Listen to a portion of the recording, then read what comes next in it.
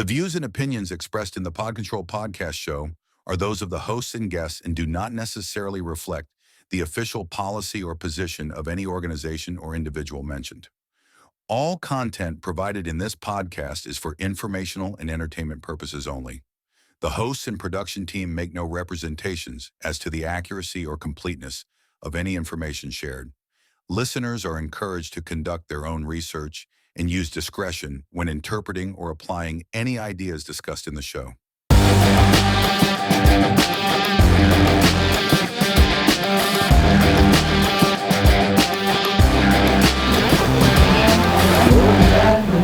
Hello. Yan ang pakiramdam sir kapag nag-hostess na kaupo. Ah, oo. Okay na yan. Yun. Nakatutok ba sa akin? Pero hagip siya. Camera mo ba na? Yan. Usog ko. Sige. Anggula mo nga maganda-ganda. Magandang hapon, bayan. Yan. Masyado magkalapit kayo. Hindi, parehas kami. Uupo si Justin sa gitna eh. Dito si Justice sa gitna eh. Kaya napapaganda ako para pagkatanong ko sila, fuckable ako.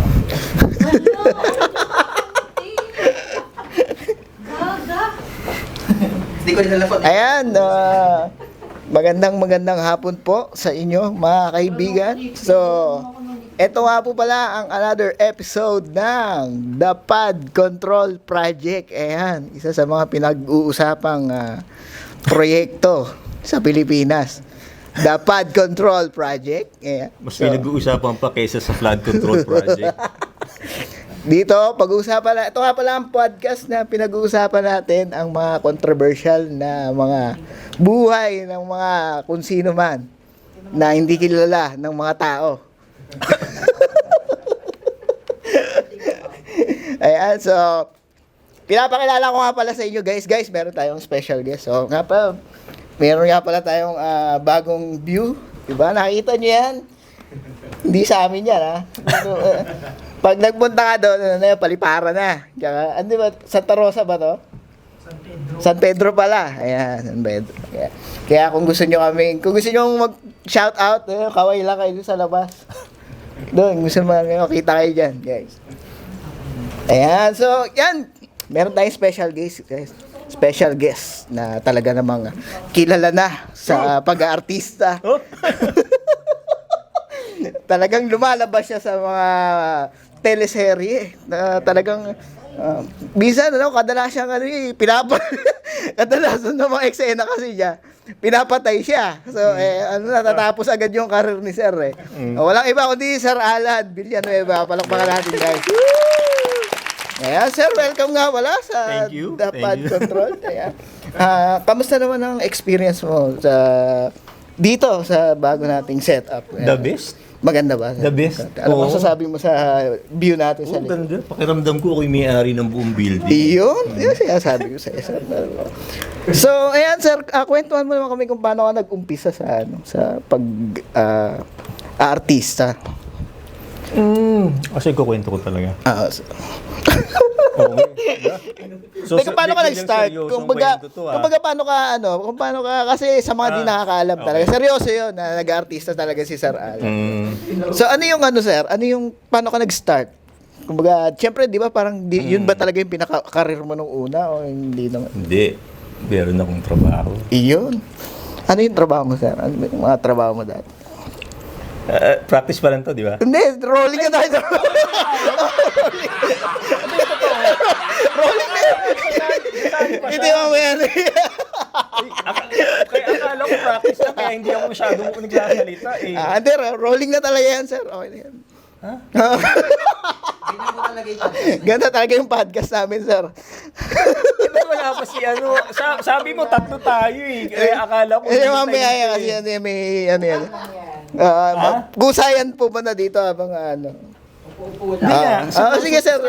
Start na talaga yan. Pati ulitin natin. Welcome nga. Welcome.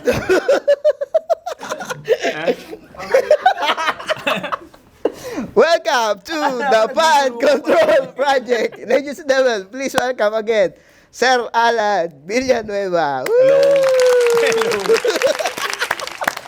Pakilala ka naman sir sa mga viewers natin yan. Hi, ako po si Alan Villanueva at Ito ang ako yung podcast host ng Recovery Bridge. Iyo. Yeah. Sir, ang tawag ko kasi sa mga viewers, taxpayer.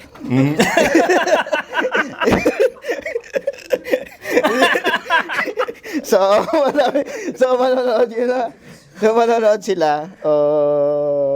Yan yung so talagang madami nakaabang sa natin. So, kamustahin mo naman yung mga taxpayer natin. Kamusta sa 25 million nating taxpayers na talagang avid supporters ng yan, balik tayo doon, sir. Total, natanong ko na nga nung una, paano ka ba nag-start sa entertainment industry? Okay, how I started. Bale, 2003, nagpunta ako sa isang restaurant sa Green Hills noon. I was with a few friends. Actually, with two friends. So, it was unplanned. So, bigla lang nagyaya yung kaibigan ko. Tapos noon, so we had dinner, and after dinner, medyo malapit dun sa table namin, merong isang group of people from theater people, mga taga-showbiz din sila. Tapos noon, nung pauwi na kami, so pagbaba namin ng stairs, syempre pauwi na kami, no? So tapos biglang mamaya-maya, doon sa likod ko may nagsasalita. So di tinignan ko. Tapos yun pala talent manager, talent agent siya. Tapos bigla niya akong inabutan ng calling card. Sabi niya, "Hi, I'm so and so. Would you like to be a model?" Sabi niya. Wow. So binigyan niya ako ng calling card. Model, sir? Anong minodel mo dati? For ano yun kasi, for commercials and yung mga print ads, mga ganon. So doon, that's when I started doing VTRs for commercials. Pagkatapos noon, the first project I did on TV as an actor as a beat player was I played the role of a travel agent on Ang Iibigin na Ikaw. So, pero nung nangyari yun, mali, sorry, 2002 pala yun, when I was spotted by this talent agent. Pero the first time, it took a long time, kasi ang dami kong VTRs noon, pero it didn't, hindi siya yung instant na biglang pagpunta ko, biglang ang dami agad projects, no. It took months. Tapos, mga February of 2003, yun yung first time kung nagkaroon ng TV project. Pagkatapos nun, nagkaroon ako ng show for a popular soft drink company. Pero ito sa corporate show. Ano yan, sir? Anong soft drinks yan? Ayun. Pwede ba sabihin? Pwede. Yun, for Coca-Cola and San Miguel actually. Parang meron silang, convention. Tapos yun, I was one of the performers. Pagkatapos noon, nagkaroon ako ng few projects, tsaka merong indie film akong ginawa nun. Pero hindi tuloy-tuloy, kasi I was also doing something, so meron akong regular job din nun. So, sir, ano po ba pangalan anong title nung indie film na ginawa nyo? Yung indie film na yun was Langit-ngit ng papag ba? Mga ganun ba? Buksan mo ang nanunuyo kong lumpin. Ano yun? Hindi, actually, short film lang siya. So, it was entitled Bed Spacer. Pero, ang tungkol yun sa isang doppelganger. So, isang tao na meron siyang doppelganger. Tapos, kala ko bed space na 3.5 dito sa sir, sa likod. Bed space na 3.5 dito ba sa likod. Yung mga naghahanap ng bed space diyan. Ayan. Ayun. So, ang role ko doon estudyante. Tapos merong doppelganger. So, ayun. Tapos noon, yun, hindi siya tuloy-tuloy. Kasi nga, meron din akong, meron akong regular job noon. Tapos, there was a time na I stopped. Tapos later on, nag-host naman ako ng mga kiddie shows, science kiddie shows. So we would go to schools. So ang nakikater kami sa mga estudyante, usually pag school fair. Ayun, pagkatapos noon, I stopped again. Yun. Tapos, it took a long time. So, actually, nitong year lang na to ulit, ako bumalik, nung March actually. Sino ba yung mga pinaka-bigaten mo, sir, na nakasama? Yun talagang nagkaroon kayo ng eksena sa TV. Sa TV. A lot. Well, yung first kasi was Miss Lani Mercado. Tapos nandun si Mr. Christopher De Leon, Alice Dixon, Piolo Pascual, Dieter Ocampo. Sino pa ba? Well, sila Angel Aquino. Yeah. I remember, no, doon sa Apoy. Pwede sabihin sa pwede. yung sa Apoy sa dagat, no. I was there for ayan, I played the role of a policeman naman. Pero dun sa with Danny Mercado, I played the role of a travel agent. Tapos pero ngayon, the past months, puro doctor yung ginagawa kong role. Oo nga Ayun. nakikita ko nga sa mga post mo sir no? Oo nga Puro doktor no? Dati, nga hindi ka na ba nasasama doon sa mga binabaril? Dati di ba mga role yung mga role mo dati, lagi kang binabaril no? Yung ano eh. Ate sir, sa lahat ng nakasama mong artista, sino yung na babae? Sino yung pinakamagandang hindi mo makakalimutan na artista na nakatrabaho mo? Natatawa sir. Oo nga, kikilig si sir. I remember si Miss Lorna Tolentino. Siya kasi yung talagang pagbaba pa lang ng van, wala pang ayos. Talagang fresh na fresh yung mukha. Walang ayos, talagang wow. Yun talaga, sa kanya ka talaga pinaka na-starstruck talaga. Siya yung pinaka nakita kong talagang wow. Ayun. Sa lalaki naman, Alice sir. Dixon, of course. Sa Alice Dixon also. Yeah. Sa lalaki, sir, sino yung pinaka-pogi sa tingin mo na nakatrabaho mo? Na, Pogi. oo, yung talagang masasabi mo na kahit lalaki ka, puta, pogi talaga nito. Mga ganun. Siguro si ano. Yeah.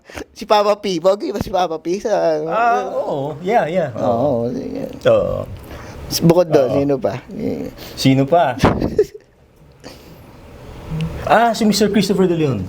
Christopher De Leon. Yeah. Oh. Mga Very hindi. Ano siya dignified looking. Well, he looks well dignified. Ayun. Tapos, ikaw sir, kung magkakaroon ka ng sarili mong pelikula, ayan, sinong artistang babae ang gusto mong maka-leading lady? At anong title ng pelikula ang gusto mong i-title sa pelikula mo? Ayan. So, title ko, pero ang sasabihin ko yung leading lady.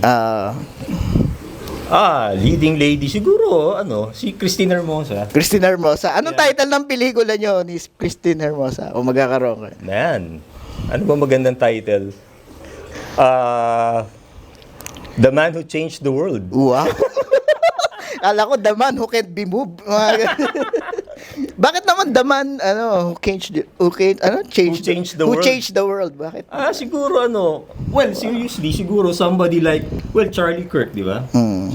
Somebody like Charlie Kirk or somebody like Tim Tebow. Actually, I look up to Mr. Tim Tebow kasi ang ganda nung ministry niya, talagang he's living a life of purpose. Tsaka meron siyang di ba, yung advocacy for special children. Tapos di ba yung tumutulong siya doon sa mga victims ng human trafficking, di ba? So sobrang he's very active doon sa ginagawa niyang ministry.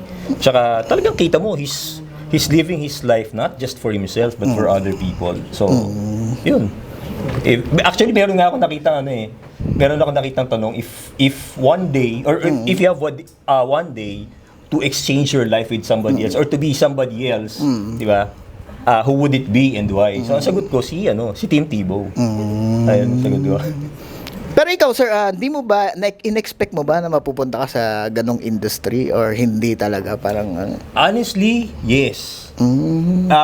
So nagdi-dream ka na talaga dati before pa na mag-artista, mga ganun? I don't know if you'd believe me, pero nung 2002, I actually prayed about it for 3 consecutive nights. I asked God kung anong gagawin ko. 3 consecutive nights, He told me, you will be an actor. Tapos yun, siguro after 2 months, yun yung I was spotted by this talent agent. Galing no guys sa mga nangangarap mag-artista diyan. Huwag kayo mawala ng pag-asa. Video lang kayo, post lang kayo ng mga thirst trap nyo, madami ng mga talent scout diyan. Mapunta kayo sa Viva Max. Kaya huwag kayo mawala ng pag-asa. Ikaw sir, ikaw ba nangarap, gusto mo ba mapunta sa Viva Max? Uso din yung mga doktor. Wholesome.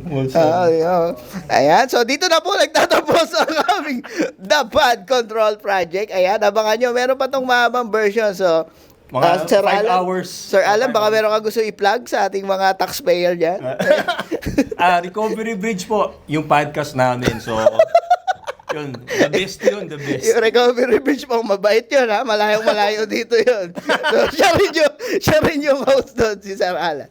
Yes, Ayan. yes. So, once again, mga taxpayers, yung mga nagpapamura dyan, may mga nagpapamura dito eh. Ayan, yung mga, ayan, shoutout nga pala kay Josiah all the way from Sacramento, US, King ina mo. Ito ang murang bayad. Ayan, so, ayan. Maraming salamat po. Once again, this is the Pod Control Project. Yeah, Thank you. so much. I Thank love you, you. taxpayers. Thank you. Diba?